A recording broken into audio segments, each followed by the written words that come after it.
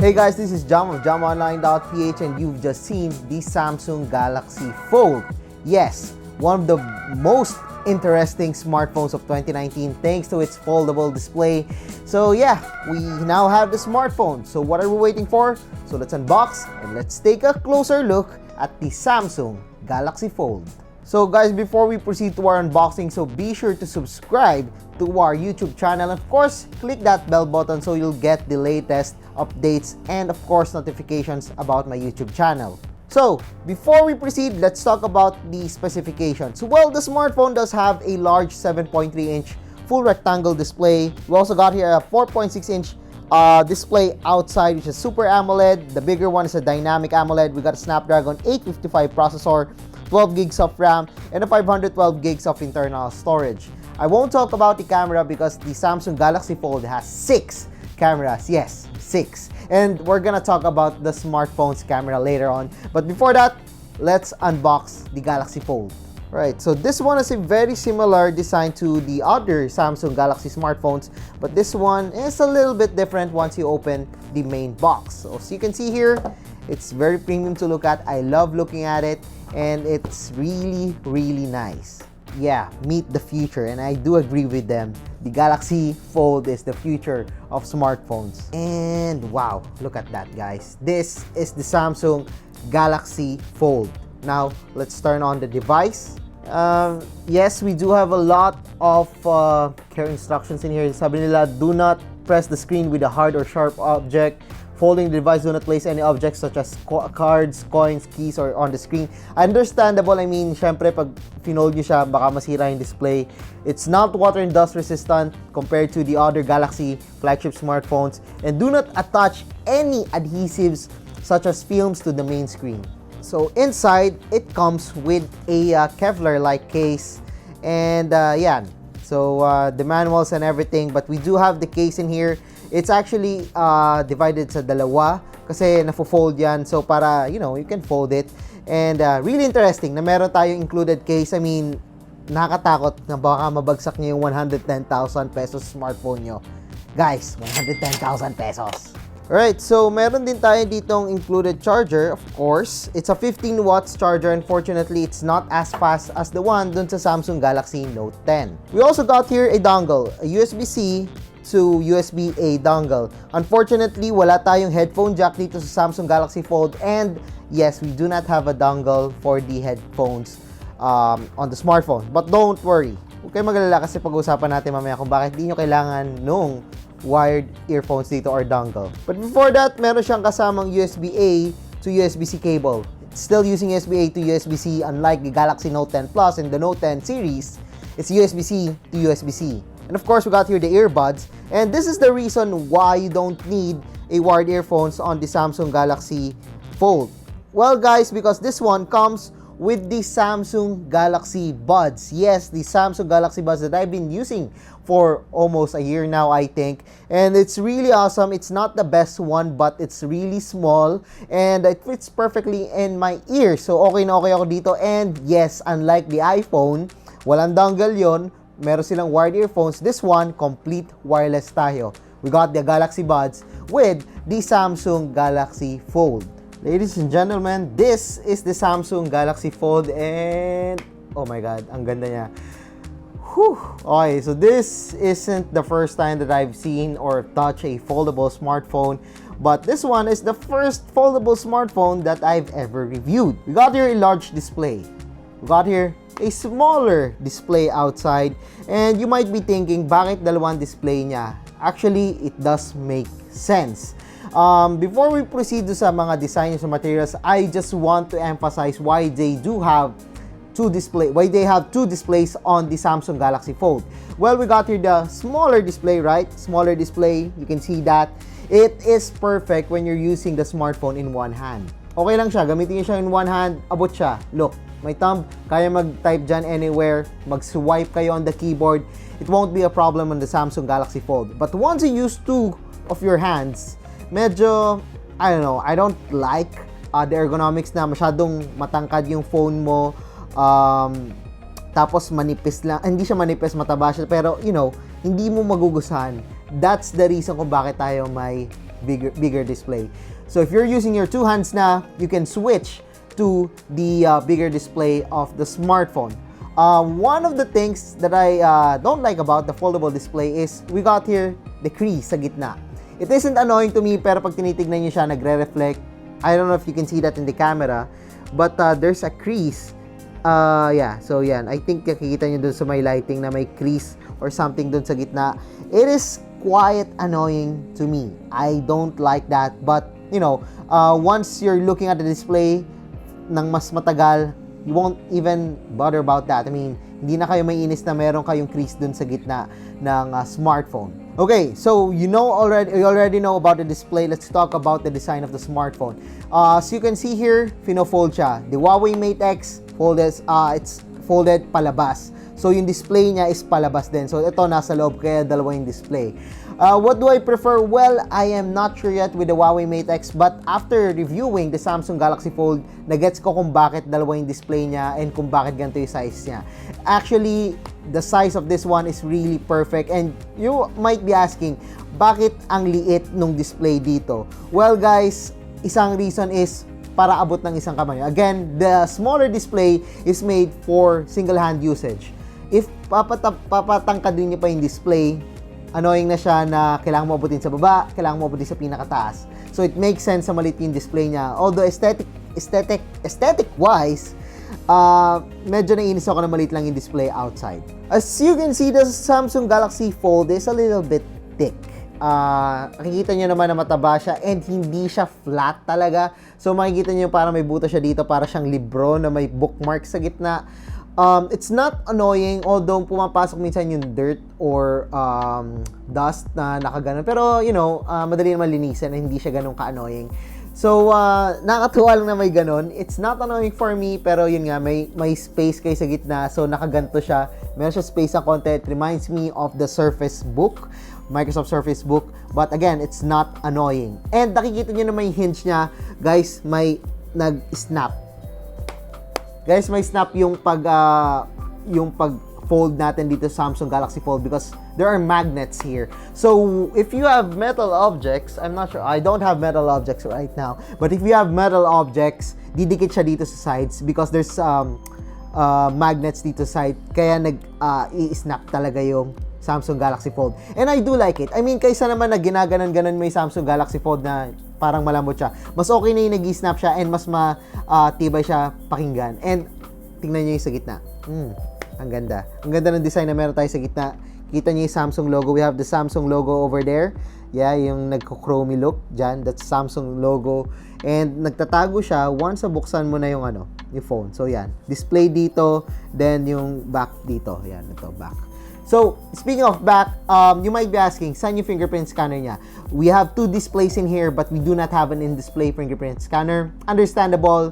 This is one of the first generation foldable smartphone. The display tech might not be, compatible yet with an in-display fingerprint scanner. So, Samsung has decided that the fingerprint scanner will be placed on the side. However, the power button is different on the fingerprint scanner. It annoys me a little bit. Sana ginawa na lang nilang power button and also yung fingerprint scanner niya. Kasi yung ganitong design is hiwalay pa eh. I mean, yeah, you got the power button here. The reason why you're using the power button is to wake it up. And pag nag-wake up kayo, may lock screen, kailangan yung fingerprint scanner. Well guys, magkahiwalay siya. That's a little bit annoying for me. Sana ginaya na lang nila si Samsung Galaxy A7 2018 that we have reviewed before sa Malaysia. It's really awesome. It's an awesome phone. Malinis siya tignan. And the fingerprint scanner is also the home button of the smartphone. And of course, we got here the volume rocker. We also got here the card tray. Unfortunately, we got here the speaker, by the way, speaker grills, but we do not have a headphone jack, similar to the Galaxy Note 10 and the Note 10 Plus. While the Samsung Galaxy S10 series does have that 3.5mm headphone jack, probably sa S20 or the S11, baka wala na nun. But we'll know in the future this February, probably in San Francisco, California. Okay, pinag-usapan natin display. How about the quality? Well, again, maliit yung display niya, but the quality of both displays are pretty good. Responsive Super AMOLED. Sa loob, we got here the Dynamic AMOLED. Now, here's the problem with the Dynamic AMOLED, the foldable Dynamic AMOLED of the Samsung Galaxy Fold. It isn't as good as I expected when it comes to touch response. Actually, pag nag-normal usage, if you're using it for productivity, it actually doesn't matter to you guys. I mean, wala kayong pakialam doon. Hindi nyo mapapansin yun. But if you're playing games like Call of Duty, mapapansin nyo may konting delay. But it is still fast and responsive compared to the mid-range and lower end na Android smartphones available sa market. So, overall, I do not care about that. So, overall sa akin, yung display niya, maganda yung colors, maganda yung brightness kahit nasa labas. And look at that, gumagana pa rin yung foldable display kahit na naka-fold siya ng ganito. Yan, it's really good. The colors are good, the brightness is awesome, and magagamit nyo siya kahit anong viewing angles. No problem about the display of the Galaxy Fold. Now, the problem. You can see here, the camera. Got here the camera dito sa upper right corner, and it's really annoying because the camera is really big. Ang laki na nasasakop niya. Although wide naman yung itong makikita niyo yung notifications natin, yung mga icons and everything. But it is still wide. Mas marami ka sanang malalagay. But, you know, sayang lang. But hopefully in the future, in the next Samsung Galaxy Fold, kung similar design pa rin na gantong pag-folding nila, sana mas maliit yung camera module dito sa taas para, you know, more space and less annoying. Medyo annoying siya pag nanonood ng mga movies, by the way. I mean, look at the display. It's really good. Actually, you are looking at my website right now in mobile mode. But if you're using it, using the desktop mode, makikita niyo naman na sobrang readable pa din. No need to zoom in. And sobrang ganda niyang gamitin. Sana lang may DeX mode dito or kaya S Pen. Unfortunately, ang saya sana. I have the Galaxy Note 10 in here. Saya sana kung may S Pen kayo dito. Yan, nagaganyan-ganyan kayo, di ba? Perfect. Kaso wala nalalagyan na S Pen and wala tayong S Pen mode dito sa Galaxy Fold. So the Samsung Galaxy Fold that I got still comes with Android 9 Pie and One UI 1.5. It's not using the latest Android 10 or the One UI 2.0, but for me, I don't actually care as long as the apps work, as long as the games work on the smartphone. Again, it's a Snapdragon smartphone, so it is different from the one on the Galaxy Note 10 Plus and the S10 series that we're getting here in the Philippines, because the one that we're getting here in the Philippines are running on Exynos processor. This one, it's Snapdragon 855, better compatibility, better performance, better battery, better thermal. Speaking of battery, by the way, the Samsung Galaxy Fold can last a day for me. I actually don't use my power bank whenever I use the Samsung Galaxy Fold. Tumatagal siya sa akin isang work day. Okay, I didn't use the PC mark and everything because I want to use it as a normal person, you know, sa consumer side. Ano ba, kamusta ba si Samsung Galaxy Fold? And trust me, okay na okay siya when it comes to battery and also sa productivity. Now, going back sa software, again, the Galaxy Fold has two displays. So, what if bukas ko to? Okay, very small, di ko mabasa. Guys, ano to? Ano to? Liit, di ba? So, if nalilitan kayo, all you need to do is to open the Samsung Galaxy Fold and automatically magsiswitch siya to the bigger display. The thing here is that there's continuity. There's the app continuity that was introduced sa Android, and so far, yeah, okay, going back yan. So, dito ulit tayo sa smaller display. Open tayo ng, let's say, Play Store. Nainis kayo, maliit yung display niya, right? Maliit lang yung display niya. But, you can actually open the Fold and continue the app that you're running sa bigger display. It works in most applications, including Microsoft Word, and even some games. I'm actually surprised that even for a first generation foldable smartphone, the app continuity works pretty well and with most games and applications. However, in some games like Call of Duty before the update, nagkameron problema. If I'm opening the game on a smaller display, once you open the foldable display, the problem is that nag-stretch lang siya. It doesn't go dun sa optimized na size niya or resolution niya dun sa bigger display. But overall, I do not have a problem with the app continuity of the Samsung Galaxy Fold and everything. Again, almost everything is pretty okay when it comes to app continuity on the Galaxy Fold. So yan, we still got here the basic Samsung applications. There are no special applications that comes with the Samsung Galaxy Fold. But what I like about this one is that since we got a bigger display, you could do more windows using the multi-window. Actually, I'm gonna show it to you right now. So swipe lang kayo sa right, then open another application. You can see here, okay, fine, that's two applications running at the same time. No, we're not finished yet because you could actually open 3 applications at the same time on the Samsung Galaxy Fold. And we're not finished yet because we can actually open 4 applications and another one, 3 windows na nag-snap dito, then another one na floating window. This is actually pretty cool, especially if you have a lot of things that you're doing in here. And like me, I'm vlogging on the Samsung Galaxy Fold. Nagtatype ako dito, nagbablog ako dito with the multi-window. I can cross-reference my source and also yung WordPress application ko, and I'm not having any problems with that.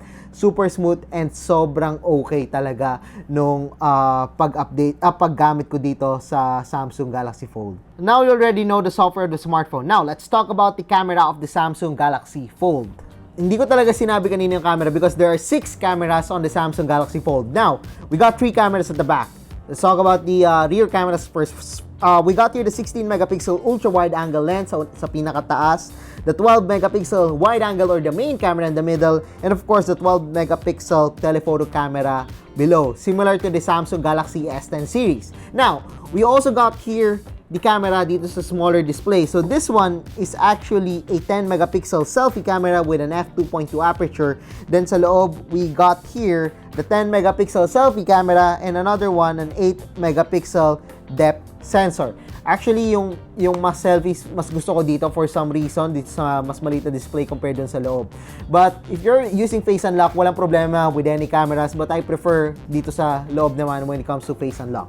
Actually, when it comes to camera, it isn't the best one, but it's almost on par with most flagship smartphones like the Galaxy S10 Plus. I think it's not as good as the Galaxy Note 10 Plus. I prefer the colors that I'm getting on the Samsung Galaxy Note 10 Plus, but this one isn't disappointing for a flagship smartphone.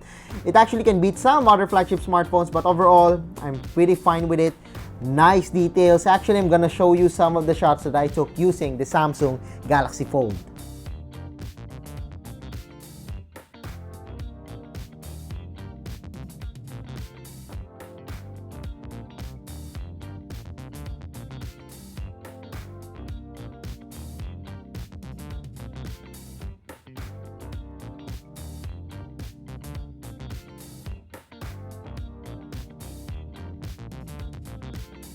So there we go, you can see that the nice colors, really nice selfies, really sharp, really good. Again, it's not the best one that I've seen on a flagship smartphone, but it's actually pretty okay for me.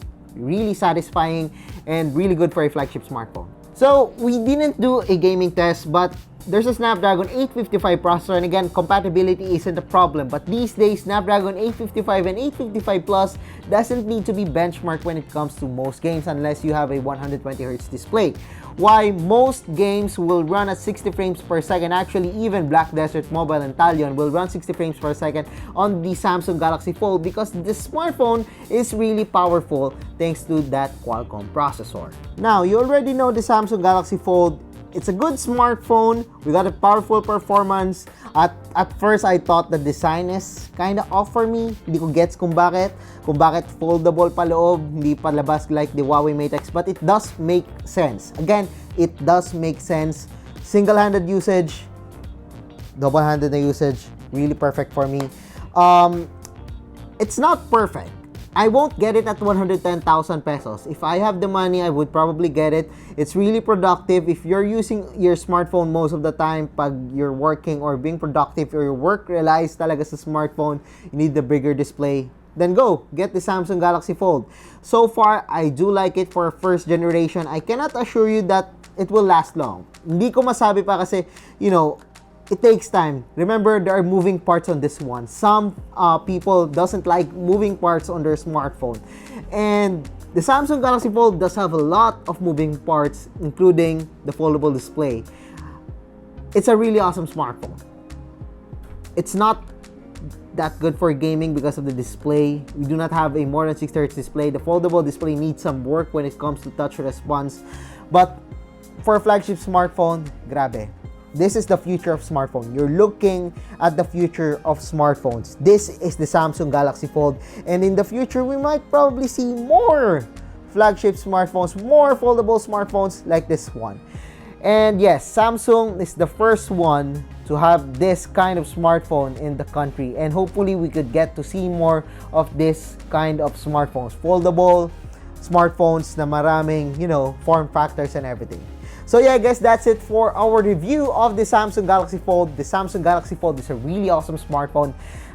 I love it.